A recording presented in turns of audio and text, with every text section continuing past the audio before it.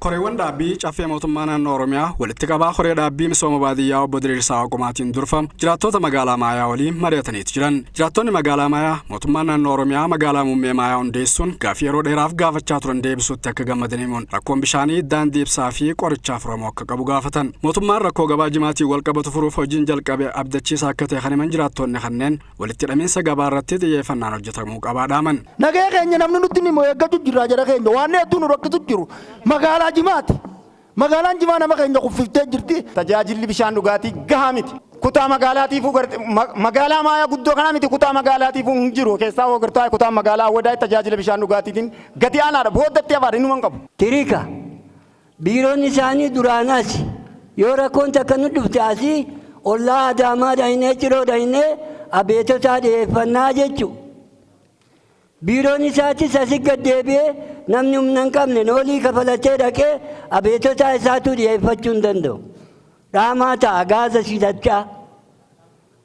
Kana waan ta'eefis kanas itti ilaalati biiroon isaa iddugala duraanii kanatti deebi'ee akka miskiinnis abeetotaa isaa dhiyeeffachuu nu godha.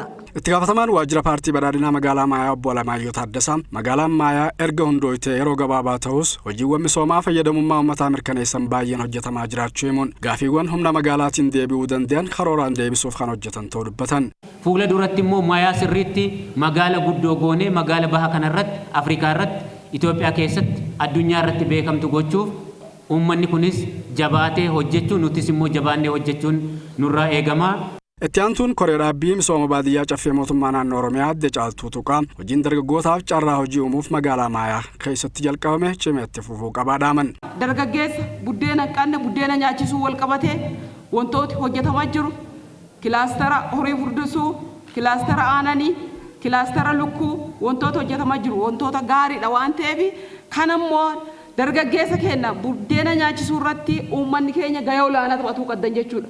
Caffee mootummaa naannoo Oromiyaatti walitti qabaan koree dhaabbii misooma baadiyyaa obbo Diriirsaa Waaqumaa uummanni Oromoo hiree ofii isaa murteeffachuuf wareegama qaalii kafaluun injifannoo siyaasaa akka gonfate yaadachiisuun qabsoon fuuldura keenya jiru injifannoo arganne tikfachaa dinagdeen of goomsuudha jedhan. Qabsoon kee Oromoo qabsoon keessan Hararge Maayaa qabsoo kanaan duraarra qabsoo ammaa caala. Maaliif kaleessa injifatamteet injifannoo argachuuf qabsaa'aa turte. Amma injifatteet injifannoo bulfachuuf qabsaa'aa jirta. Injifatamanii injifachuuf qabsaa'uu fi injifannoo argatanii bulfachuuf qabsaa'uun adda adda. Bulfachuuf qabsaa'uun adda adda. Amma injifatteettaa injifannoo bulfadhu. Diinni gamaa gamanaa kan si nyaachuuf si liqimsuuf amuummachaa oolu amuummachaa bulu waa biraatiif miti. Injifannoo keessi harkaa fudhachuudhaaf. Kanaaf waan alangeen deemtuuf fardi wallaaltuu jedha Oromoon dammaqe. Rakkoo walxaxaa uummanni Oromoo qabu yeroo tokkotti furuun akka hin danda'amne kan himan obbo Diriirsaan mootummaan gaaffii uummataa deebisuuf hojii hojjetu hawaasni deeggarsa gamasaa godhu akka qabu dhaaman. Bishaan gaafattaniittu, mana yaalaa qoricha gaafattaniittu, ibsaa gaafattaniittu, rakkoon bulchiisa gaarii aduufaa eeggatu gaafattaniittu.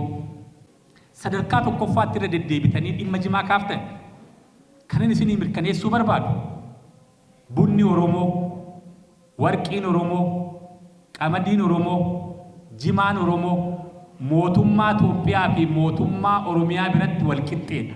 Amma ajajni darbee kabajamoo kantiibaanis koreen kantiibaas godinattis sarkulariin darbee dhimmi kootaa jedhamu afee jira.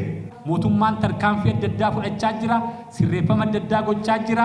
Isa kanarratti waltaanee itti adeemnu